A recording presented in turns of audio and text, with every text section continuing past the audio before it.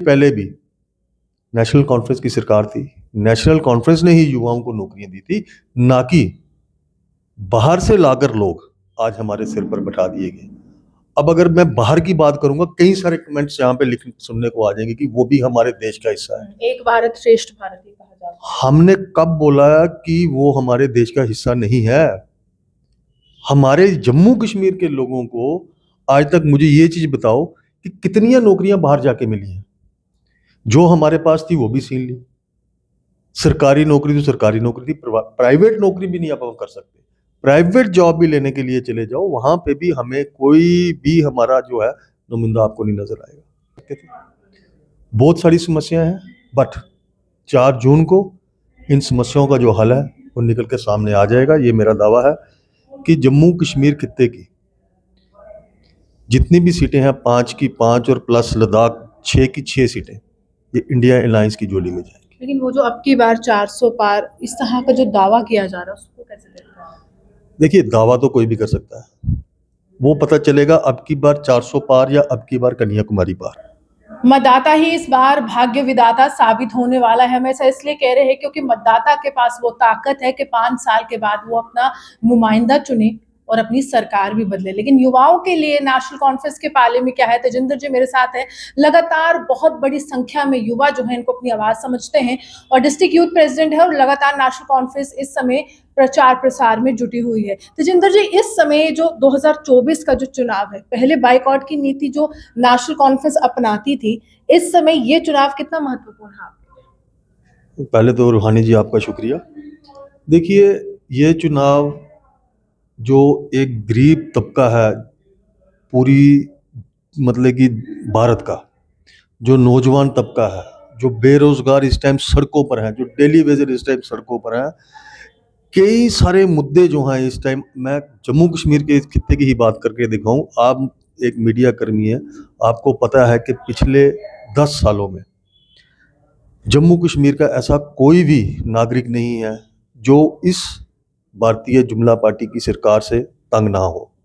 आपने देखा होगा, अगर आपने यूथ से शुरू किया, मैं यूथ की बात करूं, बॉर्डर सिक्योरिटी फोर्सेस के जो बच्चे थे, जेई के जो जिन्होंने पेपर दिए थे, एस्पिरेंट्स थे वो, उसके अलावा आप देख लीजिए सब इंस्पेक्टर देख लीजिए, फायर एंड इमरजेंसी देख लीजिए, जिन्होंने भाजपा के दफ्तर के बाहर 10-10, 15-15 दिन भूख हड़ताल पर बैठे धरना दिया, पर अफसोस कि किसी ने भी उनका थामा नहीं थामा, सिवाय डॉक्टर फारूक अब्दुल्ला साहब के, जिन्होंने हर बार अपने पार्लियामेंट सेशन में उनकी आवाज को उठाया। अब उसी चीज को मद्देनजर रखते हुए ये जो इंडिया अलायंस जिसके साथ नेशनल कॉन्फ्रेंस ने अपना गठबंधन किया है, अब युवा जो है वो जाग चुका है, उसको समझ आ चुकी है कि बातें कौन करता है और काम कौन करता है। इससे पहले भी नेशनल कॉन्फ्रेंस की सरकार थी। नेशनल कॉन्फ्रेंस ने ही युवाओं को नौकरियां दी थी, ना कि बाहर से लाकर लोग आज हमारे सिर पर बैठा दिए गए। अब अगर मैं बाहर की बात करूंगा, कई सारे कमेंट्स यहाँ पे लिख सुनने को आ जाएंगे कि वो भी हमारे देश का हिस्सा है। एक भारत श्रेष्ठ भारत ही कहा जाता है। हमने कब बोला कि वो हमारे देश का हिस्सा नहीं है? हमारे जम्मू कश्मीर के लोगों को आज तक मुझे ये चीज बताओ कि कितनी नौकरियां बाहर जाके मिली हैं। जो हमारे पास थी वो भी छीन ली।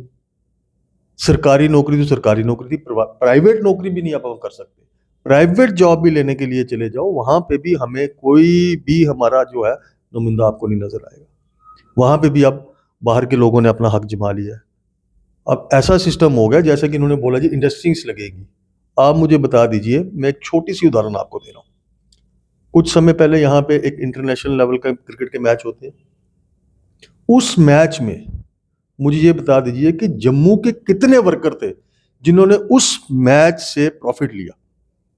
उस मैच में कितने लोग थे जम्मू के जिन्होंने वहां पे काम करके जम्मू के लोगों को फायदा हुआ। इवन कि जो उनका रिफ्रेशमेंट सेल करने वाला था वो भी वो अपने साथ लेके आए थे। आप बताएं, ठीक है, खुशी हुई हमें, इंटरनेशनल लेवल का मैच यहाँ पे देखने को मिला पहली बार। इन्होंने बोला जी रोजगार बढ़ेगा। बताए ऐसे रोजगार बढ़ेगा? क्या हम इतने जम्मू के लोग इतने काबिल नहीं है कि हम अपना कारोबार वहां पे जाके कर सकते थे? बहुत सारी समस्याएं हैं। बट 4 जून को इन समस्याओं का जो हल है वो निकल के सामने आ जाएगा। ये मेरा दावा है कि जम्मू कश्मीर खित्ते की जितनी भी सीटें हैं 5 की 5 और प्लस लद्दाख 6 की 6 सीटें ये इंडिया अलायंस की झोली में जाएंगी। लेकिन वो जो अब की बार 400 पार इस तरह का जो दावा किया जा रहा है उसको कैसे देखते हैं? देखिए, दावा तो कोई भी कर सकता है, वो पता चलेगा अब की बार 400 पार या अब की बार कन्याकुमारी पार।